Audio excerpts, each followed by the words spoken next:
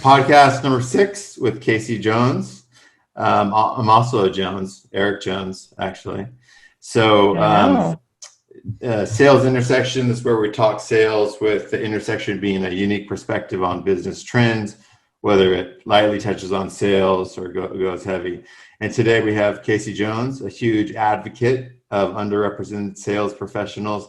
And that was more or less the foundation, right, of you founding the podcast, The Other Side of Sales. And in addition to that, another accolade, recently named one of top 35 influential women to watch by Sales Hacker. She hasn't won an Oscar or an Emmy yet, but we'll just proceed with the podcast. Fabulous. It's good to be here. Well, way to go. How does that happen? Do you get like an email or something, or you get like something in the mail, or someone taps you on the shoulder when you're walking? You just get an email and you get added to a blog post, And what do you do? Do you like take it, have a drink, or call your best friend?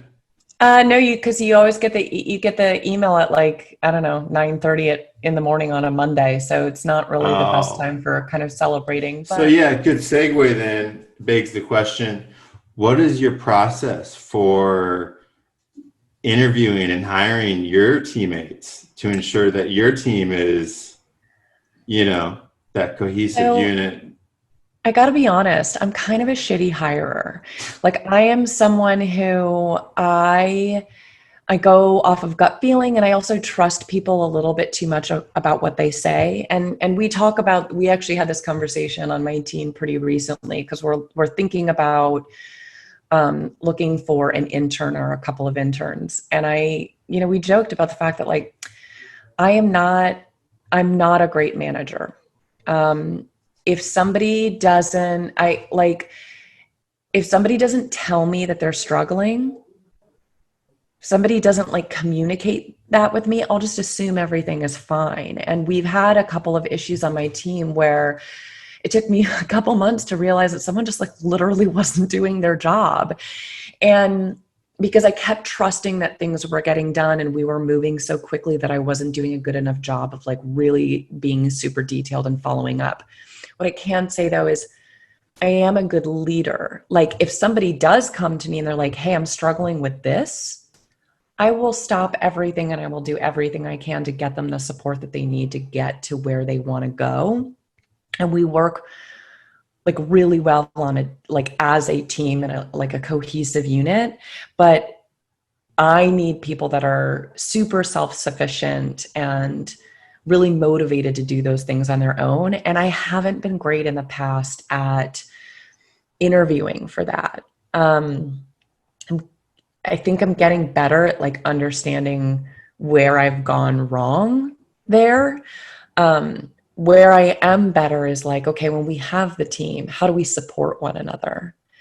And I mean, especially with COVID, when we're not in the same office anymore, we have daily stand-up. We have our morning call where we just check in on what's going on in the day. Dude, these calls are like my favorite part of the day. We laugh our asses off. Like we are telling jokes. Like we are, we're a little team. It's just 3 of us. They are family. We are so close. My boyfriend made fun of me the other day because he said that I was humble bragging because I was bragging to him about how my 24-year-old employee will text me at like 9:00 at night on a Friday about something personal. And I'm like, yes, like I'm cool enough that that we are that close. And so I think the big thing is, and especially as we as a country are going through what a frickin' time, we have to care about our colleagues and our employees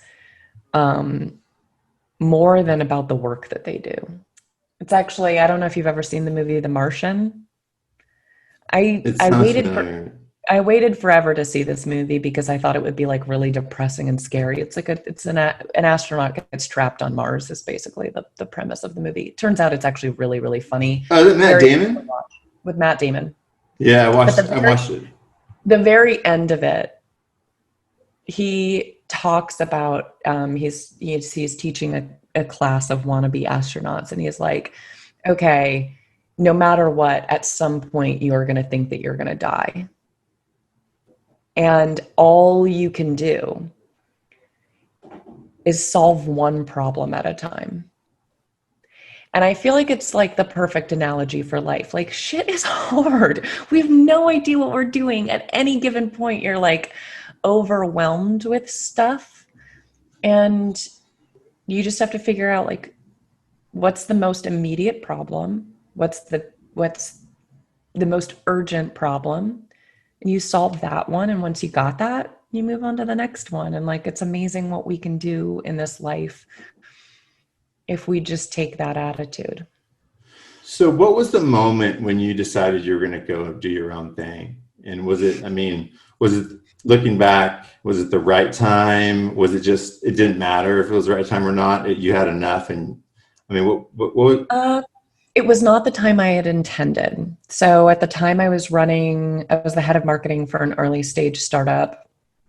And it's actually sort of, the timing was a little bit of a coincidence. So I had been asked to go to Beirut, Lebanon for 10 days to lead a series of like go to market and like growth strategy workshops for the first ever partnership between the UN and a startup accelerator. And side note, the neighborhood where this accelerator was and the hotel that I was staying in and where a bunch of the friends that I met there lived is actually right next to where those huge explosions happened in Beirut. So it's been really, really devastating seeing those videos.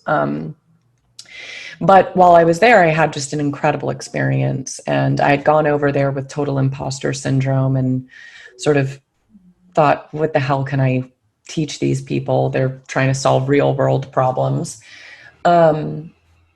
But I got an amazing feedback about the value I provided, about the things that they learned. And so I came back to the States like on cloud nine and was like, oh God, I love this. I love this like mentoring and coaching of these startups. And I was like, I would love to do this. And I thought, in like 8 or 9 months, I think I want to leave and I want to go out on my own and I want to do this work. And the second day I got back, I found out that the startup I was working for had run out of money. So at that point I was like, well, shit. Do I try to find another job or do I go out on my own? And I took a call with a woman I really respect, and we'd been working on like a project together. And so I was giving her an update on like, well, this project's not happening and here's why. And she's like, well, what are you going to do? And I was like, I'm not 100% certain if I want to find a job or if I want to go out on my own. She's like, oh, if you go out on your own, like I need a marketing consultant, I'll hire you. And so that was my first client. And I was like, oh, okay. And so I don't think I applied as much intention as maybe would have been valuable down the line. But it all just kind of came together and it worked out. That's great. I mean, I just started my own thing, and the launch of the website should be coming soon. And just creating something, just whether it's a birdhouse or something of your own, it's just so much more fulfilling. It really is. Then though, I don't know if you're finding this. The hardest part, it's like anything, the best part of it is also the hardest part. Like I found especially early on, like what's great about doing your own thing is like the blend of the personal and the professional. You get this, like, it's just so much more rewarding. But I also found that like, if I had a shitty day, like if my boyfriend and I got in a fight or something like that, I had a much harder time not bringing that to work. Whereas when you work for someone else, it's like just much easier to leave home at home and work at work. And it just doesn't, it's harder when you go out on your own, where like you have a bad day in the office and it's just much harder to let it go when you're at home. It gets easier, but I just like, that was by far the hardest part for me in like the first kind of like 6 or 9 months, where it was like. My girlfriend actually I think I'm the opposite, where I kind of block other areas out Yeah, and that's good that you're able forget to do that. to. I wasn't good at that. Yeah, I'm I mean, impressed. I do. You know, I'll try. I really try. I meditate every day, and I'll try to, you know, set a clean slate. But Yeah, sometimes I miss really big red. You know, like yeah, there's big speed bumps in the relationship, and I should be addressing them, and I she'll have to bring them up. You know, yeah. if a 7-year-old would notice. You know. I mean, it is funny. It's just, I think it teaches you a lot about sort of where your blind spots are in life, because you get caught up with things, I think, much easier when it's yours. And Yeah. sometimes it's really good and sometimes it's not so good. One thing I wanted to ask you is, it seems like, you know, one of the reasons you're successful and people love you and you have such a strong social network is you speak from the heart, Yeah. and that heart is a good heart. Um, and I follow you on, you know, LinkedIn and Twitter, and you know, there's a lot of authenticity, and you know, in terms of building the brand, you talk about that consistency and authenticity. What about, you know, the people that need a paycheck and they're not as successful as you, and they're just, you know, an account executive, and if they're afraid of writing the wrong thing on LinkedIn or Twitter because it might not be aligned with the corporate policy or mission statement or North Star, you know, like some people don't have the luxury of being authentic because they need that money, but they need to be themselves. So there's a couple things. One, I think that most of the time I have conversations with people that express that sentiment, it's a cop out. The things that they want to say are not going to get them fired. I mean, we live in a world where there is, yeah, there's plenty of controversial things that you could say on social media that might get you fired, but those are actually fewer and farther between. The vast majority of the things that people are actually considering about saying in public are not going to get them in trouble, are not going to get them fired. It's going to help prospects understand their character and see them as real people.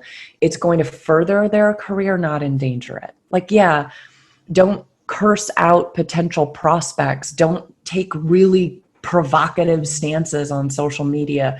But man, everything else is fair game. And I think it's to me, most of the time when I hear people say that kind of thing, it's imposter syndrome. It's they're really, really nervous about being themselves and it not going well. It's not about getting fired. 90% I would say of like the reasons people give about not being more active on social media, they are just forms of imposter syndrome. I hear a lot also, oh, well, I don't have anything unique to say. Damn right you do. There is no one out there that has your particular blend of experience and perspective and thinking on things, who's been through the same things that you have, who has the same skills and passions. You have a unique voice. It's just finding that pathway to saying it. And I think it's more a matter of taking a step back and thinking about, okay, what would be my goals? And I think a ton, like one of the number one things I sort of urge the clients I work with on when we're working on kind of their thought leadership is, I love the Maya Angelou quote. People don't remember what you said. They don't remember what you did. They remember how you made them feel. So take a moment and think about, like, how do you want to make people feel? Unless you're kind of a shitty human, how you want to make people feel is not going to piss off your employer. And if you can think through like, how do I want to make people feel? What do I want to be known for? Like, what is the takeaway I want people to have when I speak publicly? Usually the answers to those things are hopeful and powerful and inspiring. And when you have that kind of approach, it becomes just a little bit easier to start to put yourself out there. And, you know, one thing I can just say is that, yeah, I'm now at a point where I speak very candidly. I share very personal things about my life on a public forum. It took time for me to get here. And what it did is it took me kind of pushing my personal envelope and seeing how it felt. And truly, every single time I have shared something hard and scary and personal, every single time, I will get direct messages from people who will say, oh my God, I'm going through something so similar and I feel so alone. Thank you for saying that. Or I went through that and I didn't know how to talk about it. And you make me feel like maybe I could talk about it. And like, be willing to just push yourself just a tiny bit. And I promise the response is going to be one of support. And it will get easier and easier and easier to do it. But you have to be willing to kind of push yourself. Well, I'll say goodbye. I really appreciate you giving me the time, being on the show. Thank you so much.